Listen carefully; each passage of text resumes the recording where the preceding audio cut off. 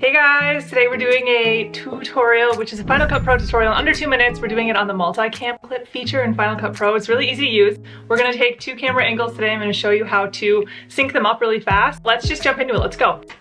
The first thing you want to do is get all of the clips you're using on the timeline. We're not going to be using these first 2, but the second 2 we are going to line up as a multicam clip. So I'm just going to drag and drop one on top of the other. You can see the audio kind of lines up there. This is what Final Cut Pro is going to use to line everything up. So we want to find the file numbers on the side and select both. We have 4543 and 3948.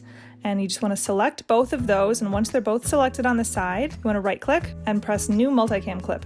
We're just going to name it 1. Make sure that box is checked. Use audio for synchronization and press OK. Now it's going to create the clip. Drag it onto the timeline once you see it's added. You can't see both angles at once unless you change your view. So we'll go up to View and make sure Angles is selected. Now you can see both camera angles. You can see everything is lined up to the frame. Now that we have the multicam angle, you can delete the other clips. Now let's learn how to cut between angles. All you have to do is click on the 2 different angles. You can see the primary angle is off to the right. Just by clicking back and forth, you can cut the angles. You can also move where that cut is made back and forth to get a precise moment. A lot of times cutting on a breath or during a pause can help cut some of that dead space out. The last thing we want to do is make sure the audio source is consistent between both clips. Select your entire clip 1 and then go over to the inspector on the right and make sure active audio angle is selected by your favorite audio angle. Whichever audio angle has better quality, that's usually the primary one. The secondary one